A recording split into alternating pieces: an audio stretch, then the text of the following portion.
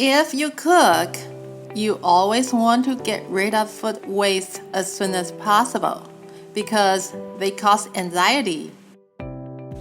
They stink in few hours, they attract roaches, flies, and even your pets. Oh, you even have to make a trip to the dumpster after cooking, cleaning the messy kitchen every night just for removing the food waste from your home.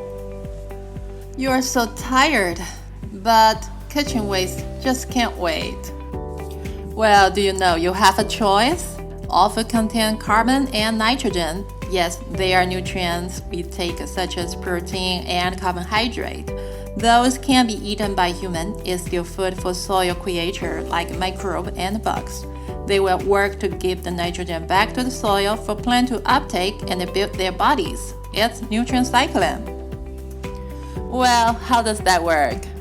First, when you leave food scraps on the ground, arthropods like beetles, ants, centipedes will first come to eat them. Cut them into small pieces. Then bacteria will use their enzyme to decompose these small pieces into minimal carbon and nitrogen particles that they can use. Bacteria take the carbon for functioning their body and nitrogen for building up their cells, just like humans. Now, the nitrogen once stored in the food scraps is stored in the bodies of billions of bacteria in soil. Bacteria will keep this nitrogen in the soil. But there are other creatures in the soil, nematodes, protozoa. They will eat bacteria made of nitrogen and then discharge ammonia, which is exactly the form of nitrogen that plants need from the soil. In natural, 80% of the nitrogen that plants need comes from the bacteria and the fungi eating protozoa. If there are nitrifying bacteria present in the soil, they will transform the ammonia into nitrate. Now the nutrient cycling is completed. Keep this cycle running in your soil. You will never worry about fertility. No need for adding fertilizer. That's why we don't fertilize the forest. So everything starts from the nitrogen and carbon you put in the soil. They are plants and animal bodies. Yes, your food scraps. But you can't simply bury the food scraps on the ground because bacteria need oxygen to decompose the food scraps. If you bury them on the ground without oxygen, anaerobic bacteria will take over. They decompose so slowly and will emit methane, a greenhouse gas 8 times harmful than carbon dioxide. And that's why we compost. When we compost, we constantly provide oxygen to bacteria and keep the temperature around 60 degrees Celsius. In 14 to 21 days, bacteria will eat all the kitchen waste and leave us the humus.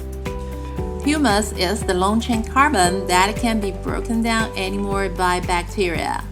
When humus presents in the soil, earthworms and fungi will keep breaking it down. Earthworms swallow the humus and they will discharge ammonia. Humus itself can create soil crumbs which store water and air in the soil.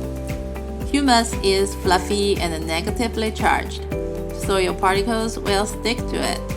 No matter what types of soil you have, sand, silt, or clay, they will become loamy and form crumbs for retaining water and air for plant roots to use.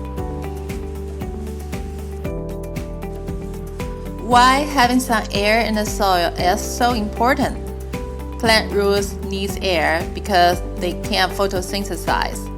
They can only respire to produce the energy they need.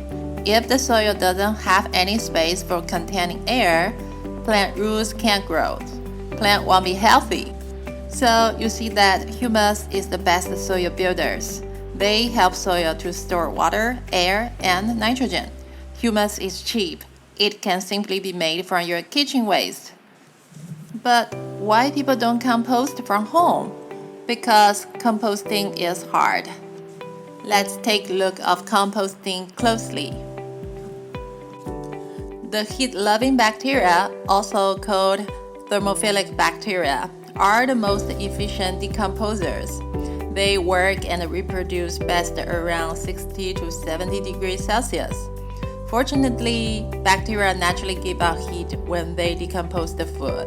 So we can just make a large heap to retain the heat. Normally, a composting pile has to be 1 cubic meter large. You can't box the pile to retain the heat because bacteria need oxygen. So the steps for composting are: save your kitchen waste for weeks. They are main source of nitrogen. And save cardboard, scavenge lots of dry leaves, branches, and twigs from your yard. They are source of carbon. Chop everything down into small pieces to increase the surface area for bacteria to be in. Get a bucket. For every 1 bucket of nitrogen ingredient, add 3 buckets of carbon ingredient. And then pile them all together as big as 1 cubic meter large heap. Mix them well and water them slightly. Turn the pile every 2 days, and in 14 to 21 days, the pile will shrink and become humus. It doesn't sound like rocket science, and how hard can it be? Well, after field trials, I found 1 cubic meter is pretty large. You have to build it all from carbon and nitrogen. You can't have so many organic ingredients all at once. You need to scavenge from side to side and store your kitchen waste for weeks. If you happen to find enough ingredients, you need to chop everything down in 5 cm pieces. I wish you can hire someone to help you. You can't add any new ingredients in the 14 days duration, so you still can't get rid of your daily food scraps. You need to have the outdoor space. You need to turn the pile every 2 days. You need to fail a couple times to learn how to do it right.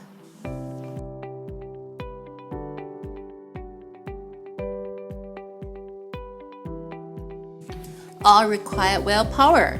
Making humus from food scrap is a good idea because humus is generally decreasing in the world due to the global warming and erosion. High temperature favors microbe activity, so they decompose more carbon in the soil, and humus will decrease with the increase of the temperature. You see, humus can only be made by bacteria. When we apply chemicals in the soil, we are killing the bacteria. Without humus, the soil will have poor quality and we have to use more synthesized fertilizer, water, and chemicals just to reach the yield. Without humus in the soil, we are making everything worse. If you also care about climate changing, humus is carbon sink in the soil. Humus keeps carbon in the soil.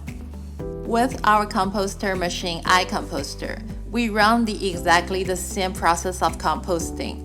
We just make a composting pile smaller but insulated. We keep the temperature in the tank around 70 degrees, controlling the moisture, mixing and airing the pile a few times a day. So you can open it anytime you want, adding daily kitchen waste up to 2 kilograms. The total electricity it takes is 345 kilowatt hours. In 2022, it's still the lowest you can see among all the composters. The end product you will get is humus.